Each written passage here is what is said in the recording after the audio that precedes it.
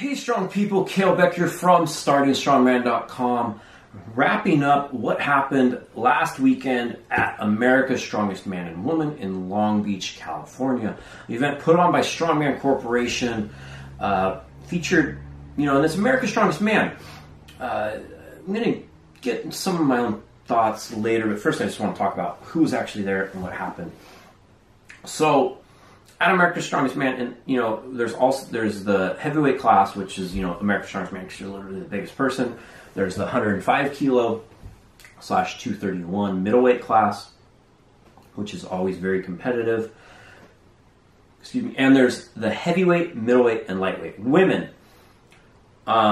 which are all pro classes now. That's the pro class is 3 years old now, maybe 4 in strongman, in strong women. So the pro names that compete for America's Strongest Man might not be who you expect. They're not. It's kind of the newer pros for the most part, and some old names that have been American pros for a while. You're not getting the likes of the big names so far. These are who are going to be the big names that showed up for this, and there's various reasons to that. So, there's no Brian Shaw, Martins. They've competed in the past, but they're not there. They weren't there this weekend. So, who ended up just having an absolutely amazing weekend, winning by 9 points, Trey Mitchell, Charles Mitchell III, past guest on the Strong Talk podcast.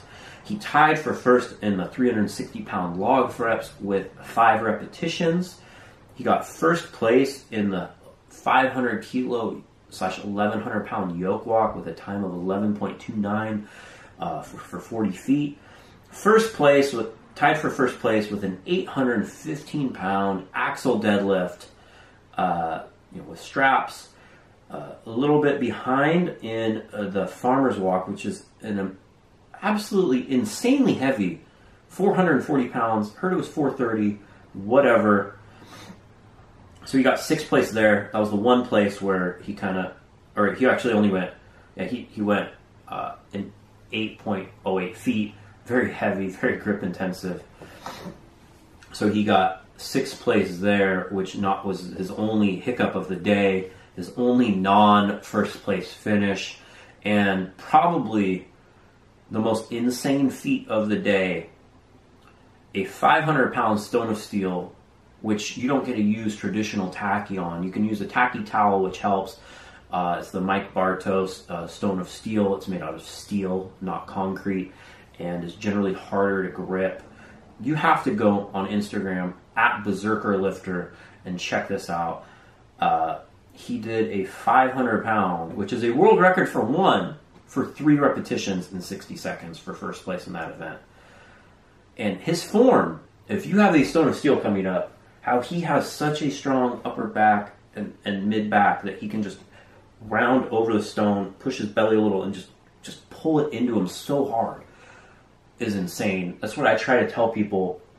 If you have a stone that slips down when you go to load, it's because you're not pulling it into yourself enough. And I mean, Trey absolutely has that down, and you kind of have to be able to load a 500-pound stone of steel 3 times in 60 seconds. Absolutely insane performance. Probably the most surprising performance of the weekend.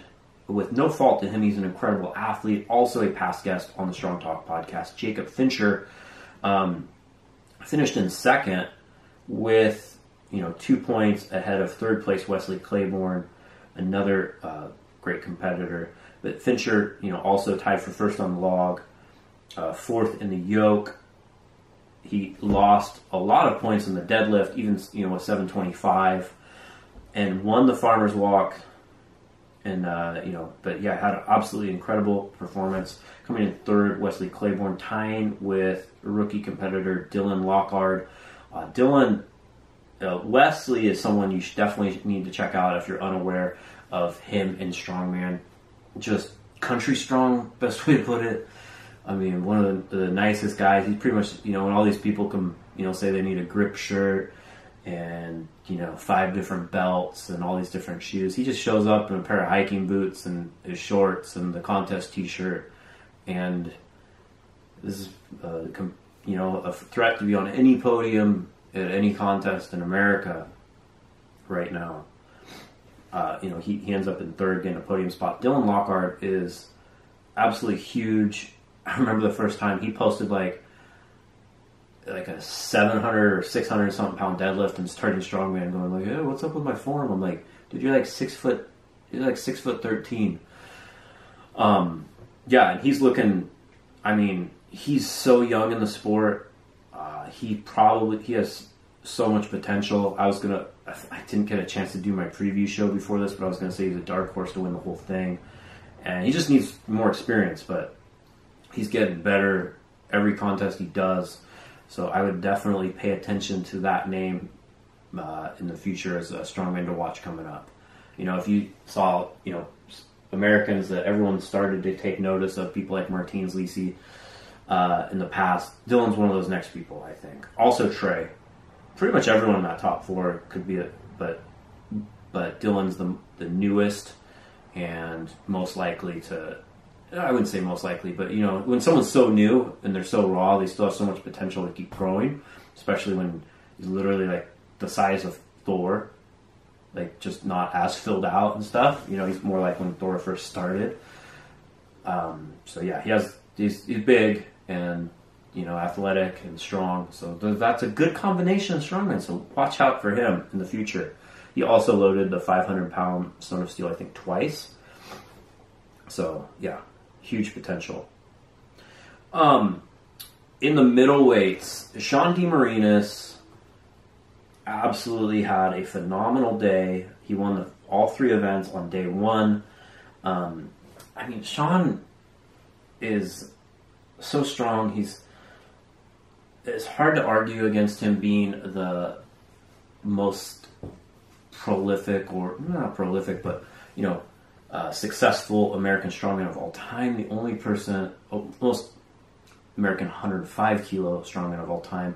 The only person that you can kind of compare to that would be Zach McCarley, which I think has 3 America's Strongest Man wins, but he has a bunch of others. So I think then this is Sean's 4th, and he got pushed. Terry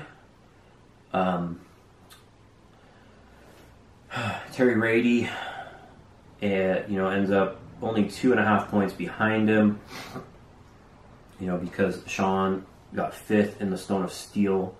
It also had a huge lead, so just did enough to win. So Terry, even if Terry would have won that event, I think he would have just been half a point behind.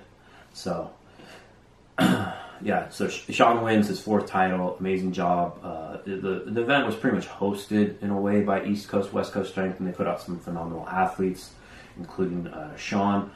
Terry, as another past guest on the Strong Talk podcast, pushed him the whole way. 4th place finish in the yoke hurt him a little bit, but they're doing 300-pound log.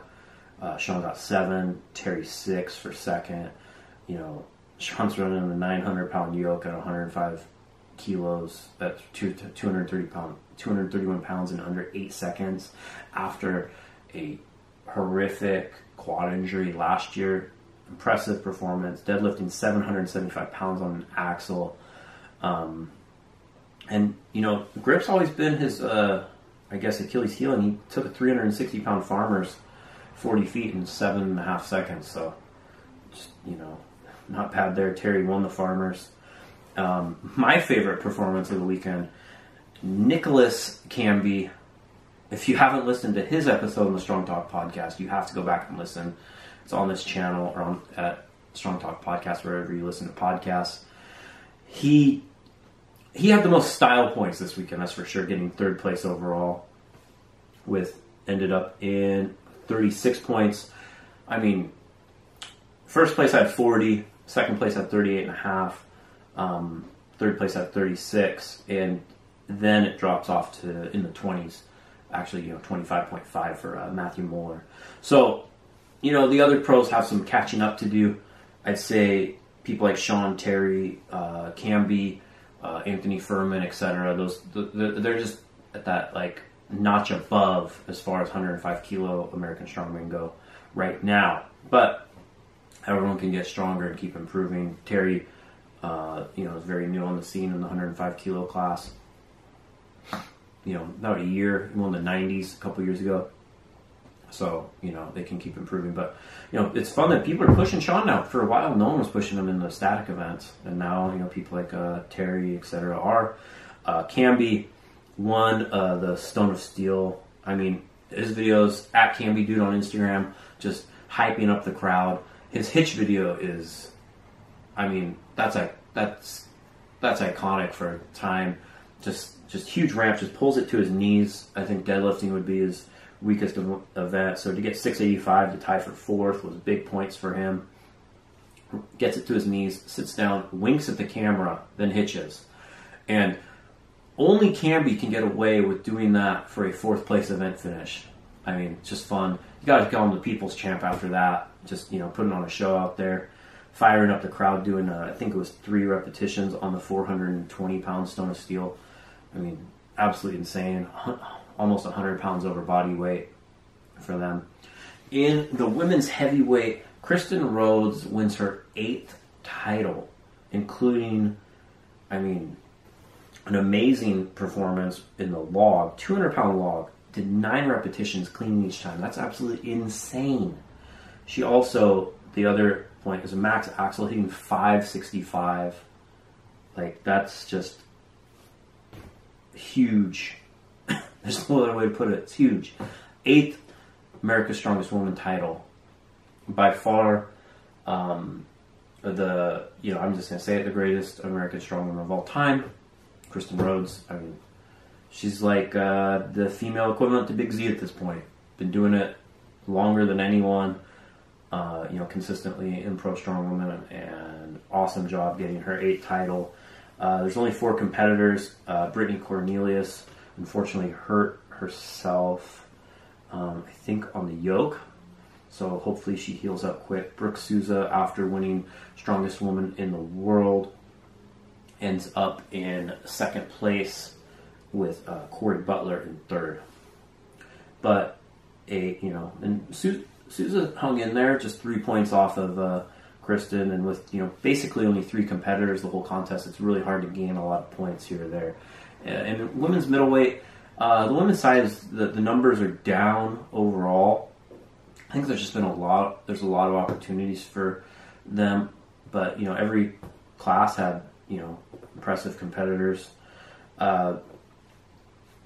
Ashley Crawford, off of winning nationals, amateur nationals, to get her pro card, and then getting 2nd place at the Strongest Woman in the World behind teammate Leifa. Ingalls ends up winning the whole thing to become middleweight, which is under 180 pounds, America's Strongest Woman, with 11.5 points, just 1 point over Sarah Cogswell. So a good little battle there with Crystal ran out in 7th. Sorry if I butchered your name. In the lightweight, one of the, Rachel Pyron's been around for a long time and always shows up, and she just had one hell of a day with, winning the log, which is no surprise, getting 2nd in the yoke. She's improved her yoke tremendously. But where she won the contest here is by hitting a axle deadlift of 355 pounds. We're talking about someone who's competed at 120 pounds in the past. Deadlift has always been, I'm pretty sure that'll be a PR, because deadlift's been what she struggled with, and that was when she did that to get 2nd place. You knew she had a chance to win the whole thing. And then she followed it up with a 1st place in the farmers, 180 pounds per hand. That's some great grip strength. That's some great grip strength, and pretty much just wrapped it up by then. And then she got 3 reps in the 1st stone. None of them tried the 2nd stone, which is 260 pounds. Ends up in 1st place, 14.5 points over Jessica Kite in 2nd with 12.5. Lori Anderson and Alicia Ciolik. get 11 for third and fourth for joint third. Thanks everyone for watching. That's talking about America's Strongest Man and Woman.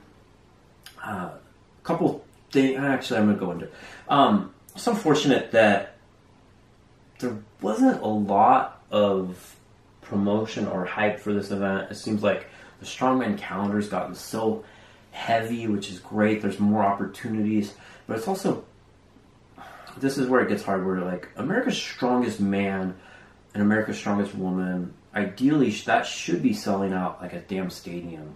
I mean, Britain's Strongest Man is a huge contest, one of the biggest of the year, and it's just not the same here, and it's unfortunate.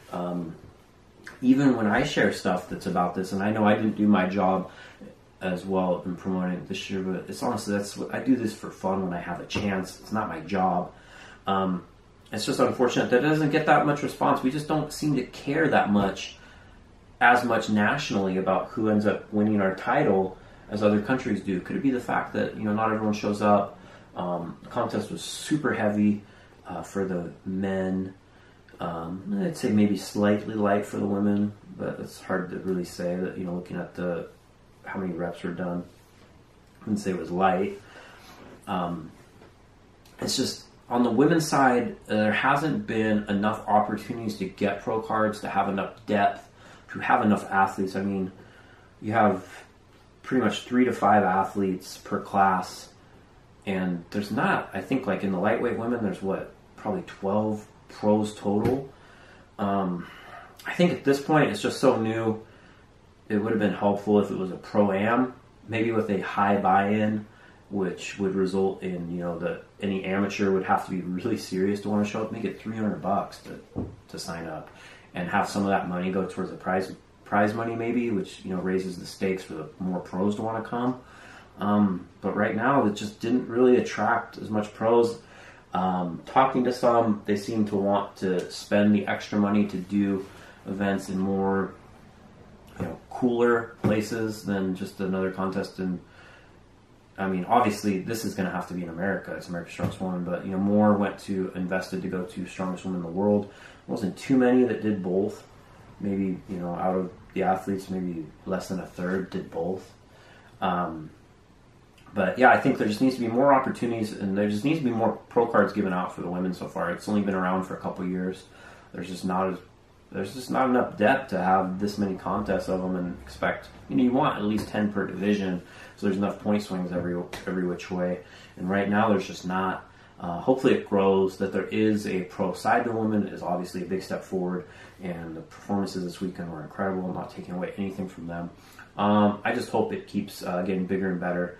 And on the men's side, I think the question needs to be raised is what needs to happen for America's Strongest Man to be a title that the absolute best, you know, American strongman make sure to defend it. Eddie Hall, I think, is still doing Britain's Strongest Man because it means that much to him.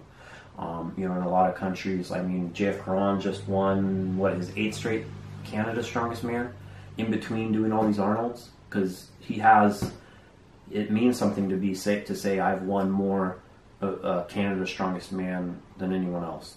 And I'm not taking anything away from Trey or Jacob or Wesley Claiborne if they're getting their, you know, podium spots. I think no matter who shows up, Trey Mitchell had a shot at winning today. Maybe, you know, Shaw is hard. At least he's hard, but I mean, man, I think he has as good a chance as just about any American strongman to, you know, he's qualified for Worlds. I think he has as good a chance as anyone. He's improving so much to make a final spot. So that's enough ranting. Maybe cover this more in depth in a future video. Kalle Beck, thanks for watching. Of course, go to store.startingstrongman for all of your strongman training needs. And to support what I do, go to patreon.com/startingstrongman and pledge to become a supporting member.